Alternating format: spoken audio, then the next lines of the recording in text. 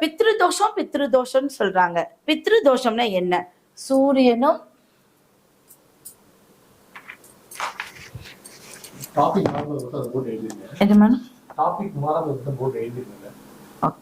இப்ப வந்து பித்ருதோஷம் சனி பகவானும் சூரியனும் ராகுவும் சேர்றது, சூரிய பகவானும் ராகு சேர்க்கை அப்படின்னு பாத்தீங்கன்னா பித்ரு தோஷம். இந்த பித்ரு தோஷம் அப்படிங்கிறத சொல்லக்கூடிய ஒரு வேர்டு. நீங்க போய் ஐயர்கிட்ட போவீங்க, எனக்கு பித்ரு தோஷம் இருக்குன்னு சொல்றாங்க, போய் வந்து ராமேஸ்வரத்துல பரிகாரம் பண்ண சொல்றாங்க அப்படின்னா என்னன்னு ஒருத்தர் கூட நீங்க கேட்டிருக்க மாட்டீங்க இல்லையா? அப்போ சூரியனும் ராகுவும் சேர்ந்தால், சூரியனுங்கிறது ஹெட்டு, ராகுங்கிறது ரொம்ப கீழே. அப்ப இவங்க 2 பேர் சேரும் போது ஒரு வேலையாட்களே உங்களுக்கு அமைய மாட்டாங்க. யாராவது இவங்க இந்த கிரகச்சேர்க்கையில தொழில் நடத்துறீங்க, தொழில் செய்யறீங்க, அது சொந்த தொழில் செய்யறீங்க அப்படின்னா வேலையாட்கள் ரொம்ப நம்மளுக்கு அமைய மாட்டாங்க. அதே வந்து ஒரு வேலை செய்யற இடத்துல அடிக்கடி கீழே இருக்கிறவங்க உங்களை குறை சொல்லிக்கிட்டே இருக்கக்கூடிய ஒரு அமைப்பு இருக்கு.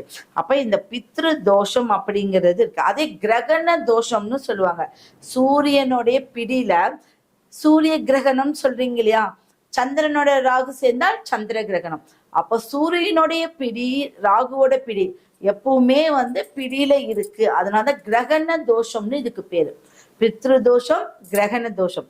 இது இருந்தால் என்ன பண்ணும் அப்படின்னா, பித்ருவோடைய கர்மா, பித்ருக்களுடைய கர்மா நம்ம தான் இந்த காலகட்டத்துல குறைக்கணும்னு சொல்லுவாங்க.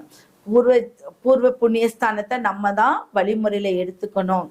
நிறைய முன்னோர்களுக்கு நிறைய வழிபாடு செய்யணும், நிறைய அன்னதானங்கள் செய்யணும், கர்ம காரியங்களுக்கு துணை புரியணும். யாராவது இறந்துட்டாங்க, கெட்ட இதுக்கு நிறைய துணை புரியக்கூடிய ஒரு அமைப்பு இந்த கிரக சேர்க்கையில தான் நீங்க சூப்பரா செஞ்சுட்டு வரும்போது உங்களுக்கு இந்த தோஷம் குறையும். தந்தை தொடர்பான பிரச்சனைகள் எப்ப பாரு உங்களுடைய தந்தை, இந்த யாருக்கு இருக்கோ அவர்களுடைய தந்தைக்கு பிரச்சனைகள் இருந்துகிட்டே தான் இருக்கும். மெயினான விஷயம், சொந்த தொழில நம்மளுக்கு ப்ராப்ளங்கள் வரும். அந்த எப்ப பாரு உங்களுக்கு பிரச்சனை கொடுத்துக்கிட்டே இருப்பாங்க. நீங்க தொழில் செய்யக்கூடிய இடத்துலயும் உங்களை குறை சொல்லிக்கிட்டே இருப்பாங்க. உங்களுடைய தந்தைக்கு சில காரியங்கள் இல்லாமல் பிரச்சனைகள் வரும். அடுத்தது, இதுக்கெல்லாம் என்ன காரணம்?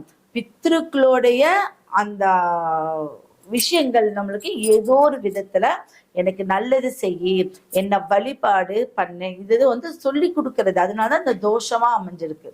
அப்போ தர்ப்பணம் செய்யாம இருப்பாங்க நிறைய பேர். வந்து ஒரு 10 வருஷம் ஆச்சு நான் வந்து எங்க தாய் தந்தையருக்கு தர்ப்பணம் பண்ணல, என்னோட முன்னோர்களுக்கு நான் எந்த விஷயத்திலும் தர்ப்பணம் கொடுக்கலன்னு சொன்னாவே அது தோஷமாக மாறி அவங்க சந்ததிகளுக்கு ஒரு வரக்கூடிய குழந்தைகளுக்கு இந்த கிரக சேர்க்கை உண்டு பண்ணி கொடுத்துரும். சரிங்களா?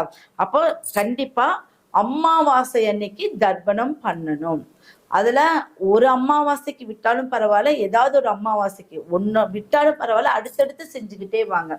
அமாவாசைக்கு ஏதோ ஒரு சிவன் ஆலயத்துல போய் சில தர்ப்பணம் கொடுத்து ஒரு 4 பேத்துக்கு சாப்பாடு வாங்கி கொடுக்கறது இந்த தோஷம் நிவர்த்தியாகும். அடுத்தது, நாக பூஜை.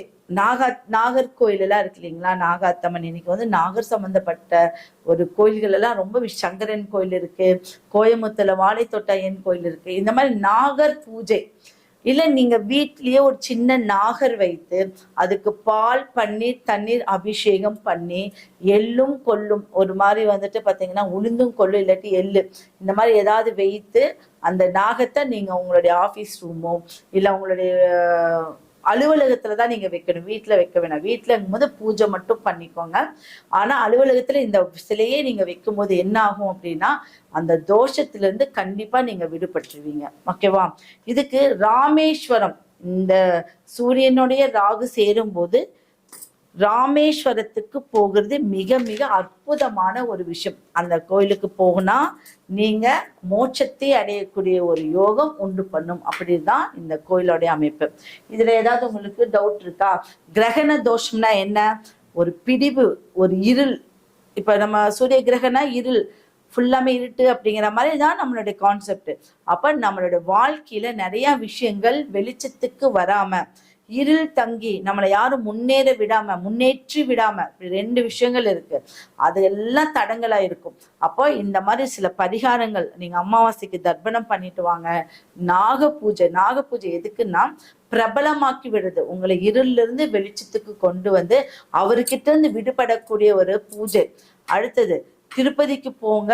நெக்ஸ்ட் பாத்தீங்க அப்படின்னா ராமேஸ்வரம் போயிட்டு வரும்போது இதெல்லாம் உங்களுக்கு தோஷத்திலிருந்து நல்ல நிவர்த்தி கிடைக்கக்கூடிய ஒரு அமைப்பு உண்டு பண்ணும். சரிங்களா? நம்ம அடுத்தது போயிடலாமா? இப்ப இன்னைக்கு வந்து நம்ம சந்திரனோட ராகு பார்த்துட்டோம். அடுத்தது பார்த்தீங்கன்னா சந்திரனோட அடுத்தது ராகு பார்க்க போறோம். சூரியனோட ராகு பார்த்துட்டோம், சந்திரனோட ராகு இதுவும் ஒரு கிரகண தோஷம். அப்ப கிரகண தோஷத்துல வந்து